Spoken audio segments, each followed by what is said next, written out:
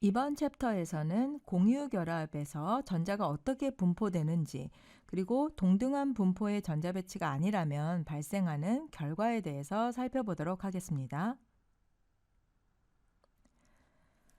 우리가 화학 결합이다라고 얘기를 하면 이온 결합과 공유 결합을 생각을 해볼 수가 있습니다. 그런데 대부분의 화학 결합은 완전한 공유 결합도 완전한 이온 결합도 아닌 그 결합의 중간쯤에 존재를 하게 되죠.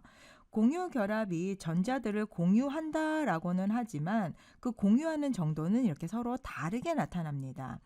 하지만 이원자 분자 같은 경우, 예를 들어서 수소라든지 질소 같은 경우에는 동등하게 전자를 분포하고 공유하고 있기 때문에 이 경우에는 비극성 공유 결합이다라고 합니다. 하지만 많은 화합물들이 옆에 있는 것처럼 이렇게 균등하지 않게 전자를 공유합니다. 예를 들면 HCl 같은 경우 Cl 쪽으로 전자가 더 많이 끌리는 이런 비대칭의 구조를 하고 있죠. 이런 결합을 우리가 극성 공유 결합이다라고 표현을 해요. 그런데 이제 이온 결합 같은 경우에는 그 양이온과 음이온과의 결합입니다. 그래서 공유 결합, 즉 극성 공유 결합에서 나타나고 있는 바와 그 이온 결합에서 나타나고 있는 그 이온의 의미하는 바는 서로 다르고 그 기준도 달라요. 그래서 전자를 완전하게 잃었느냐, 완전하게 소유하고 있느냐의 정도는 이온 결합이고 전하의 분포로 표현되고 있는 것은 공유 결합에 해당이 된다라고 보시면 됩니다. 이렇게 전자의 공유 정도가 차이가 나는 것은 바로 전기 음성도의 차이가 있기 때문에 그래요. 일렉트로네가티비티라고 해서 앞으로는 약자로 EN이라고 표현을 합니다. 이게 이제 전기 음성도를 나타낸 것이다라고 보시면 돼요. 그래서 전기 음성도라는 것은 쉽게 말하면 전자를 얼마만큼 갖고 싶어 하는가의 정도다라고 생각을 하시면 됩니다. 그리고 이 전기 음성도는 과학자 폴링에 의해서 고안이 된 그런 척도예요. 그러니까 폴링은 모든 원소들, 주기율표에 있는 원소들이 전기음성도가 다 차이가 있고 그 차이로 인해서 바로 이 결합들의 극성이 나타난다라고 본 거죠.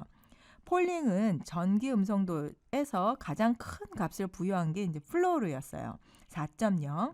그리고 다른 원소들은 플로르 값에 비례해서 값을 정했습니다. 자, 일단 공유 결합 안에서 공유한 전자를 끌어당기려고 하는 원자의 본질적인 능력을 전기 음성도라고 했으면서 전기 음성도의 차이로 인해서 이러한 결합의 극성이 생성된다라고 결정을 했고요. 가장 큰 것은 플로르, 그 다음에 세슘은 전기 음성도를 7.0으로 가장 작은 값을 부여를 했습니다.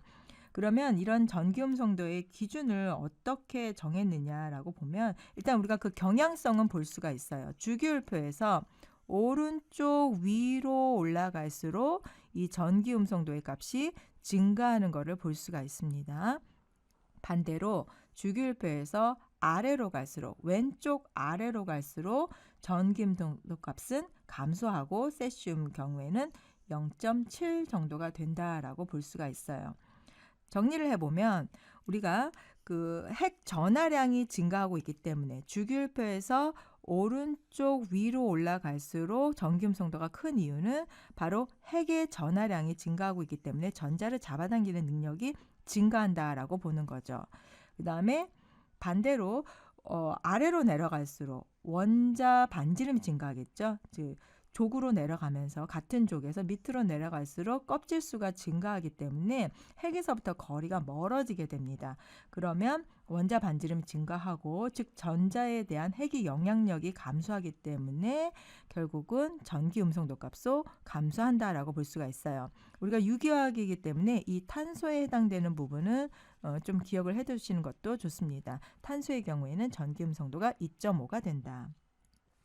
자, 그 다음에 극성 공유 결합 같은 경우, 또 이온 결합 같은 경우, 또 비금속 저 비극성 공유결합 같은 경우에는 우리가 어떻게 그 차이를 나타낼 수가 있느냐 기준이 있습니다. 그래서 전기음성도 차이가 2보다 작은 경우에 우리가 극성 공유결합이라고 하는데 이때 0.5보다는 크고 2보다는 작은 경우 극성 공유결합이다라고 보고요.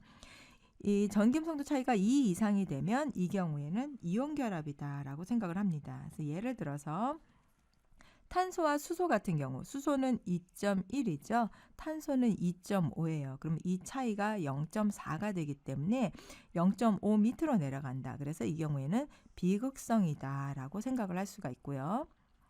탄소, 산소 같은 경우에는 산소가 3.5가 되죠. 그래서 2.5, 3.5, 1.0 정도의 차이가 되기 때문에 이 경우에는 극성에 해당이 됩니다. 그 다음에 탄소하고 할로젠, 예를 들면 플로르 같은 경우 4.0을 봤을 때 한 1.5 정도의 차이가 난다라고 봤을 때 이 경우에도 극성 공유결합에 해당되는 내용입니다. 자, 정전기 포텐셜 지도라고 해서 우리가 이 극성 정도를 나타내기 위해서 이렇게 색깔로 표현을 했습니다. 그리고 지금 여기서 보는 이 표현들은 델타라는 표현이에요. 그리스 소문자로 델타다라고 표현하는 것은 전하를 나타납니다. 그래서 전자가 부족해지면 플러스, 전자가 넉넉해지면 마이너스 델타로 표현을 하게 되는 거죠. 즉 다른 원자가 부분적으로 양전하를 띠느냐 음전하를 띠느냐 편극의 정도를 표현하는 기호다라고 보시면 됩니다. 여기서 플러스 이온과 마이너스 이온과의 그 차이점을 여러분들이 잘 이해를 하셔야 돼요.